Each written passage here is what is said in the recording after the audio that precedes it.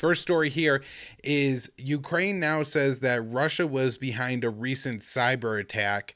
The attack, at least when it happened, was claiming that information and data was stolen. I have no idea how significant it is.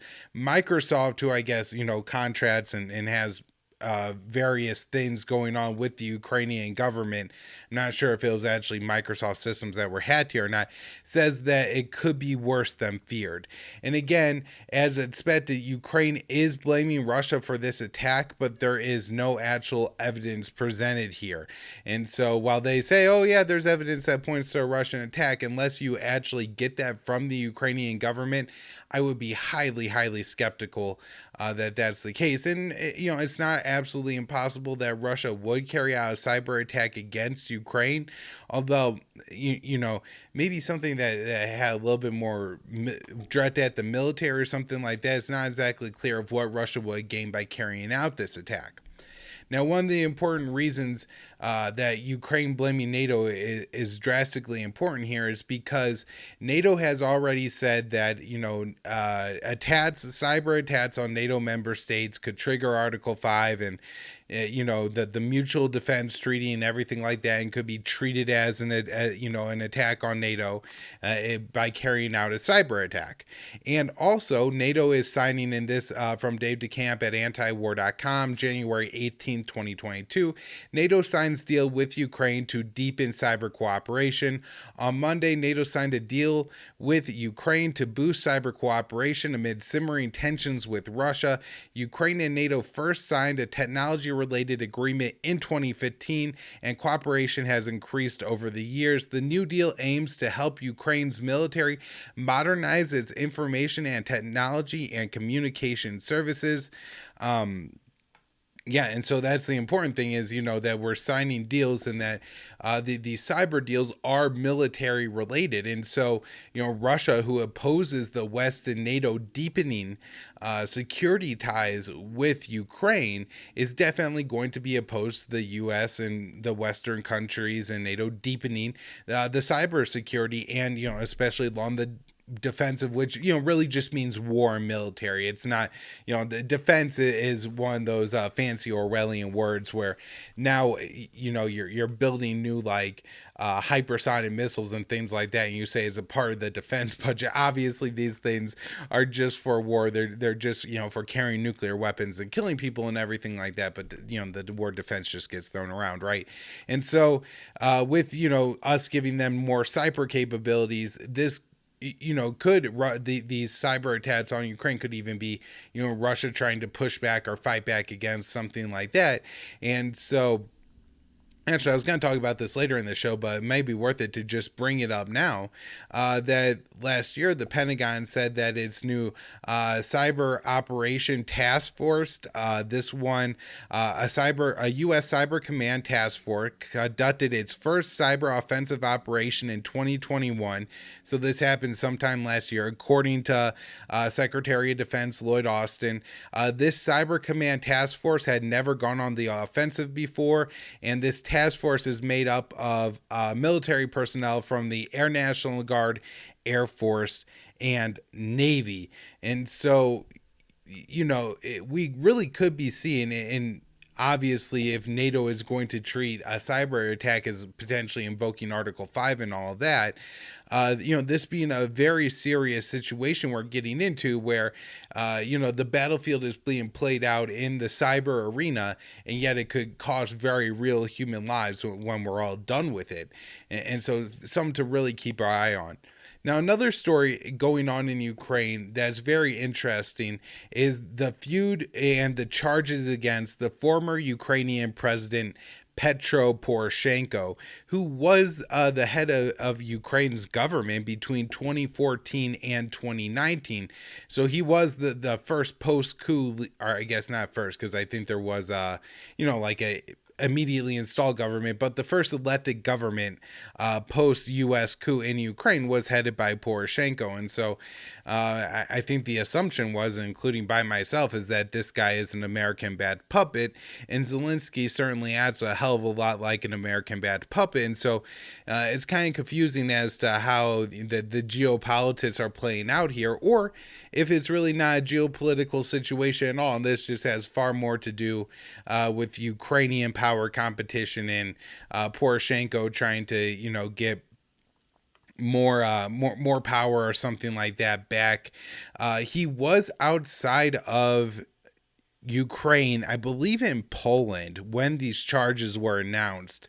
And it says that the charges are for treason linked to financing of Russian-backed separatist fighters through illegal coal sales in 2014 and 2015, which again is very concerning, or I guess questionable, I would say, because during this time, Poroshenko was the president of Ukraine at war with these Russian-backed separatists. And so maybe there's a little bit of a situation being exploited here by the Zelensky government, the current Ukrainian government, as like maybe Poroshenko was just buying the coal because they really needed it, and that's where the current supply chains were, and so didn't really want to buy it from the enemy, but even worse, sometimes you got to, or maybe there was something more nefarious going on here. It just would really surprise me if it were the case that Poroshenko was going out of his way to bat the Russian separatists here. And my gut is telling me, not my gut, just everything I'm reading here says that this may not be like a U.S.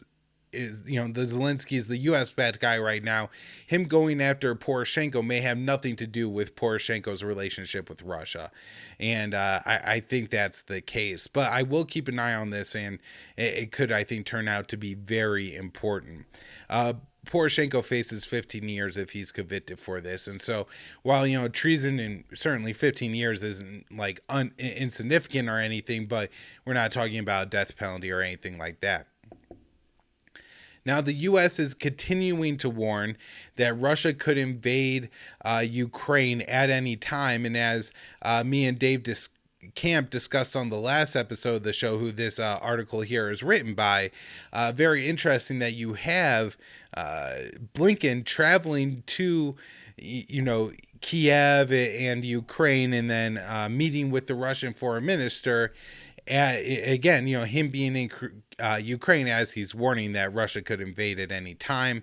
The State Department also announced that the U.S. was charging 4 Belarusian officials with aircraft piracy over the downing of, not downing, I guess that's the wrong word, forced landing of a plane that was carrying I believe, Ukrainian, I don't want to call him a journalist because I think he's associated with the Azov guys and everything like that. Certainly not a sympathetic character or anything like that. But, they did force this plane to land to arrest this person who was a blogger, again, for, I believe, nationalist, ethno-nationalist elements in Ukraine. So certainly, again, not a super sympathetic figure.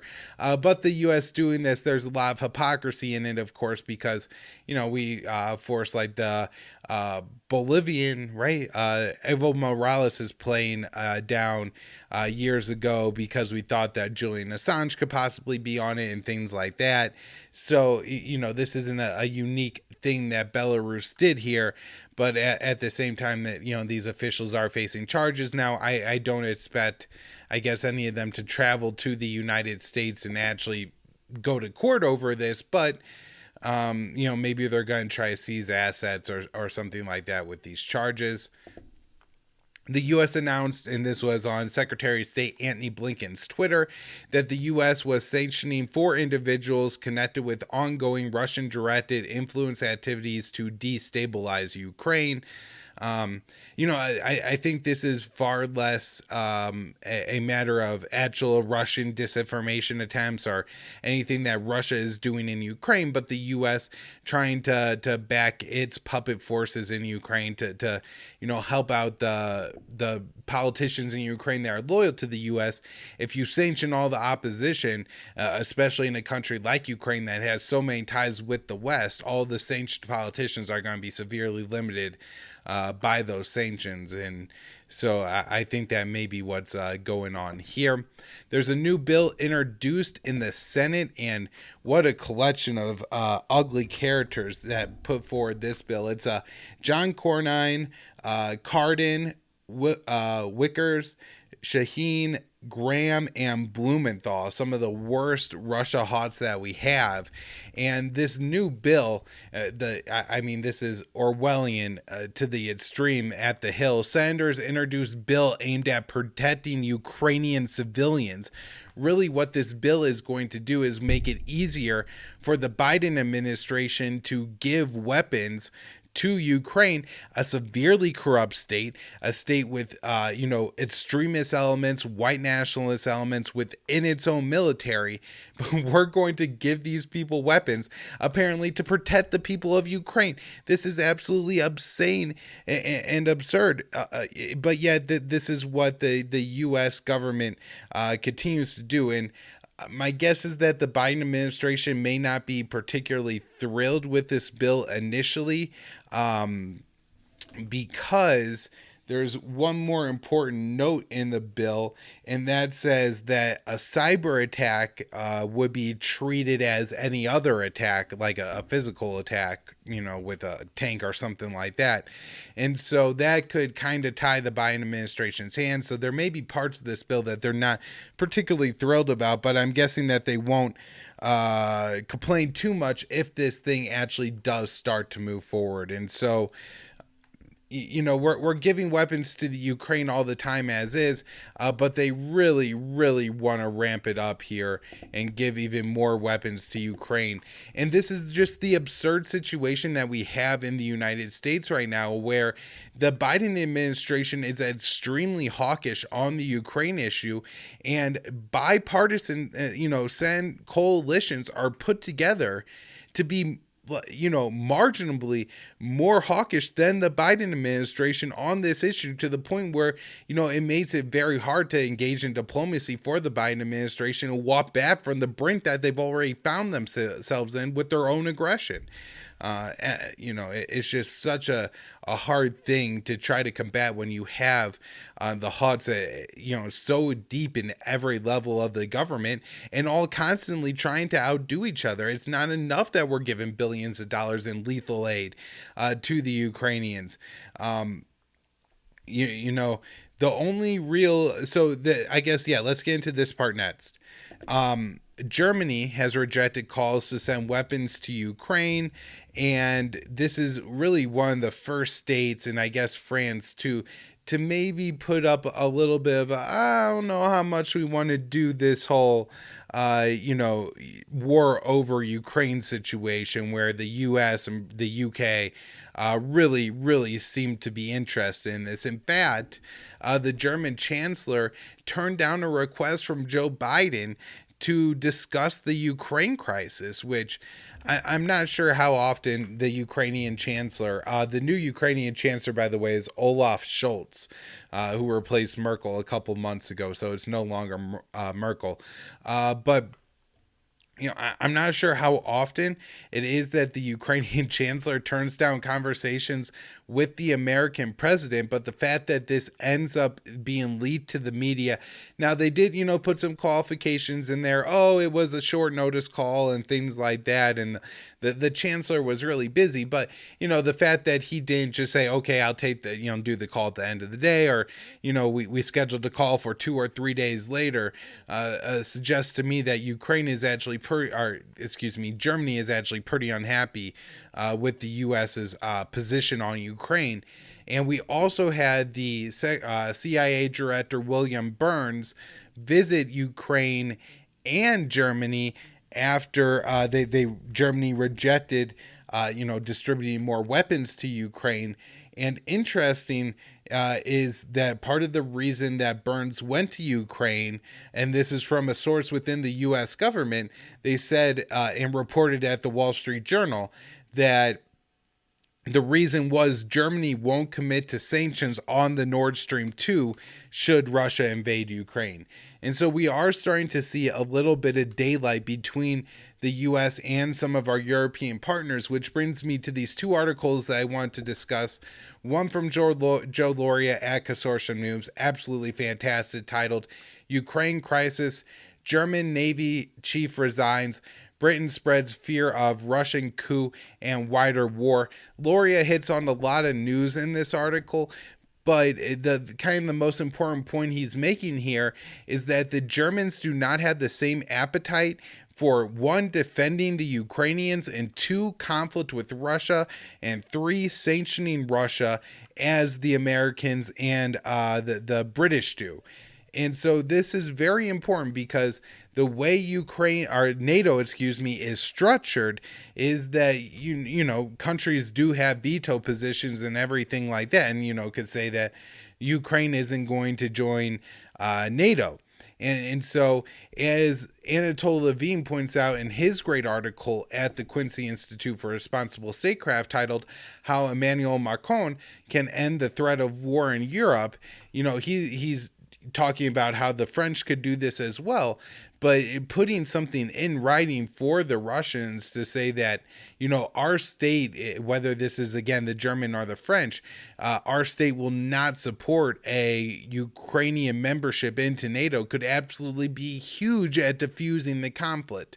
Now, there's a lot of other stuff going on here, and while it would certainly take the foot well off the gas and start to lean it on the brake, you do, I guess, have the issue that even if these two European powers openly denounce the American position of, Ukraine's going to join NATO and everything like that, and to be more against arming and backing Ukraine and supporting this insane policy that's leading towards war with Russia, if the U.S., just refuses and says, okay, Germany, you're not going to let Ukraine into NATO. We're just going to, give them de facto membership and treat them like members in every way.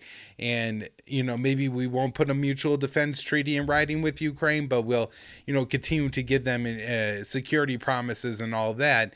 And, that offset by the United States, even if Germany and France do really push back against NATO membership, I guess may not be quite enough. But as Loria and Levine point out there that, or Levin, I think, sorry, that this could really be a situation where the European states, especially like the big powerful ones like France and Germany, have the ability to whop at the American position. So while those two states, again, Germany and France, don't seem interested in very much aggression against Russia, particularly over Ukraine, that has not stopped a lot of the other European powers from going along. The UK is pushing this idea that Russia is attempting to carry out a coup in Ukraine. I guess the guy that they're saying Russia is going to put in charge is Yevhen Muraliv, and I don't know anything about this guy. It's absolutely possible that he ends up being in charge of Ukraine one day. Maybe it's because of support he gets from Russia. Doesn't seem like there's anything going on the ground right now to suggest that. And unlike in 2014, when the U.S. was plotting a coup in Ukraine, the Russians produced evidence. I think it's very much believed to be the Russians that produced the evidence of the phone call between Victoria Nuland and Jeffrey Pyatt, who are now both again in the Biden administration, but then as members of the Obama administration were on a call planning, a coup in Ukraine, who's going to take over the leadership and everything like that. And in that case, it actually ended up the people they said ended up being the coup leaders, and the coup followed the exact formula that Victoria Nuland had laid out in that call, and it doesn't seem like the UK has that kind of evidence to point the finger at Russia. So I remain very skeptical that that's actually the case. We also have Spain participating in the U.S. build up an aggression towards Russia, with Spain now planning to send warships into the Black Sea and is considering sending warplanes into the region. I'm sure that there's nothing particularly significant about the Spanish deployment here, except that it is kind of seeming to build a coalition of the willing type of situation for the Biden administration, where when you say, oh yeah, the Polish, the Baltic states, Romania, all these countries, Spain, the UK, are on board with what we're doing in Ukraine. And so it gives it a sense of legitimacy that it absolutely shouldn't have. Let's see. So Russia is now planning some massive naval war games. They're going to, over the next, I guess, 6 weeks, they said through the end of February, and they announced this on the 20th, so about 6 weeks' time.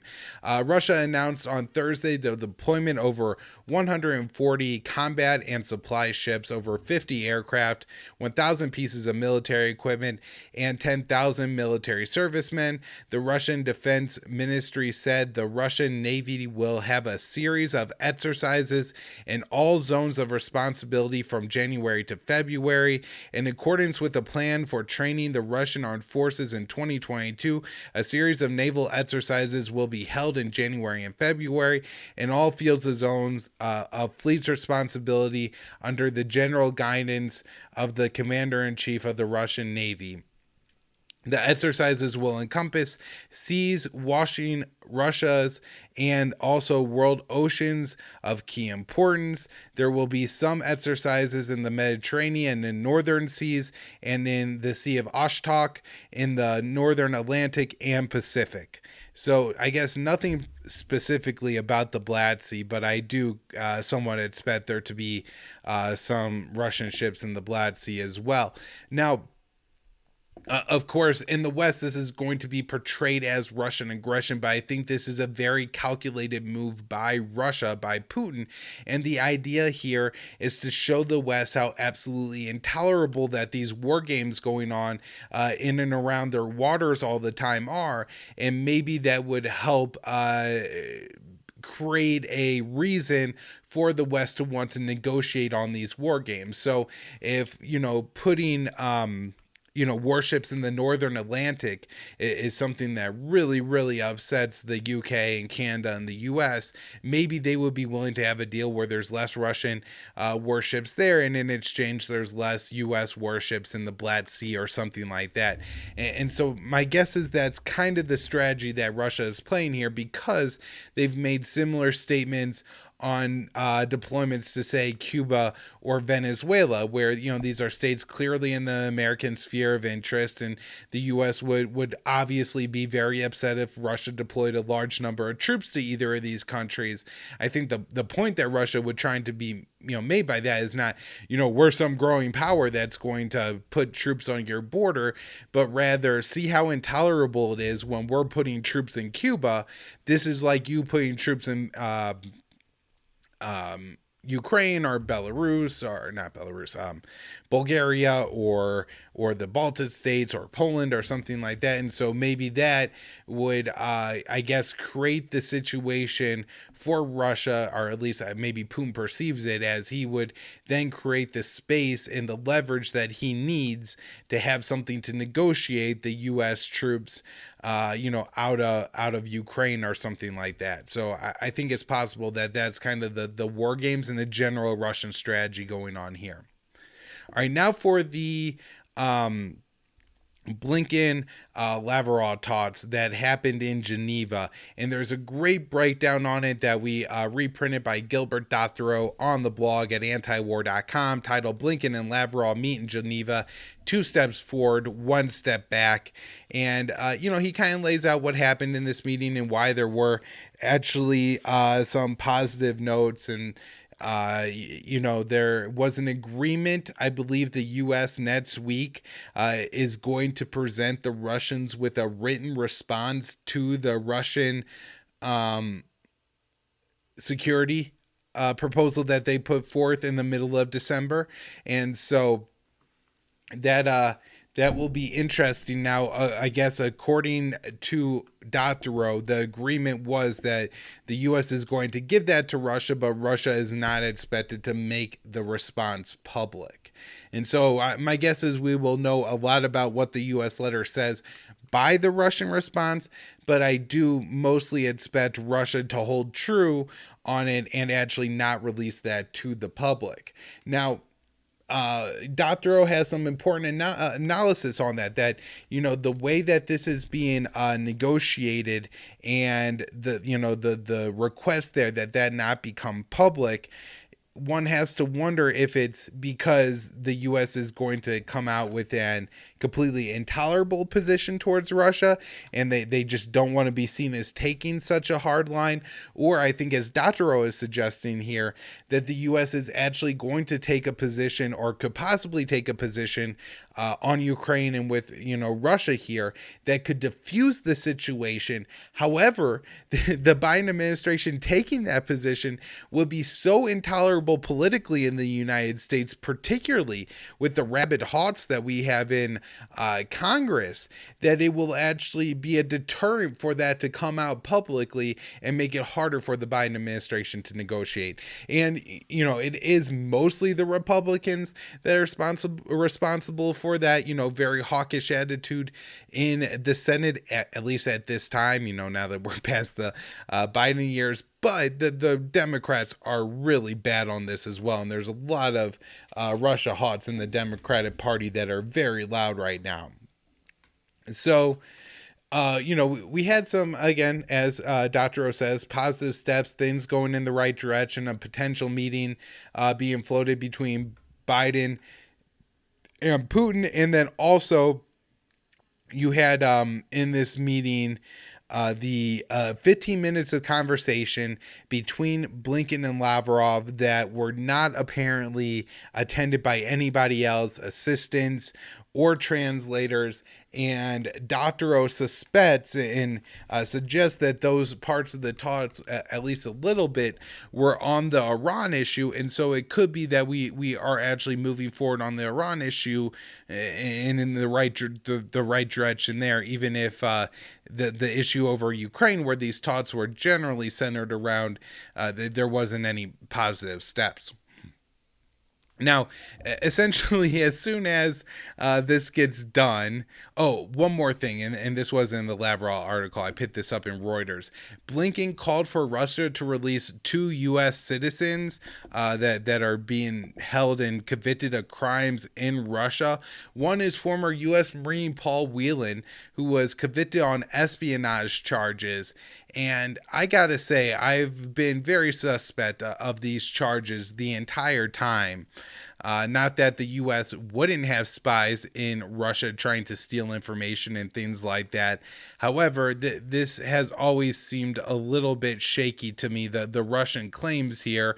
And the initial arrest happened around the time that Maria Butina was politically railroaded in the United States and thrown in an American prison. So I had actually initially thought that this was maybe a Russian response to Maria Butina. However, Butina got released a couple years ago from the United States, and Whelan is still held.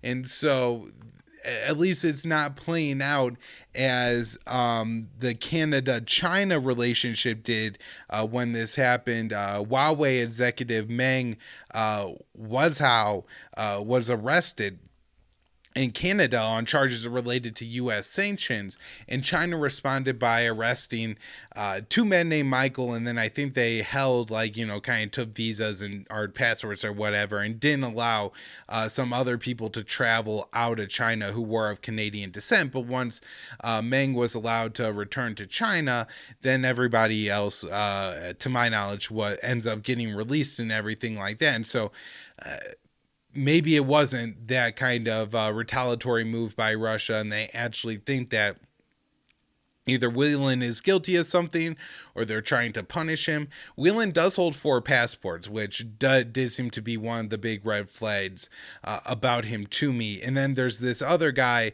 who I don't know anything about. I think his name might be Trevor Reed.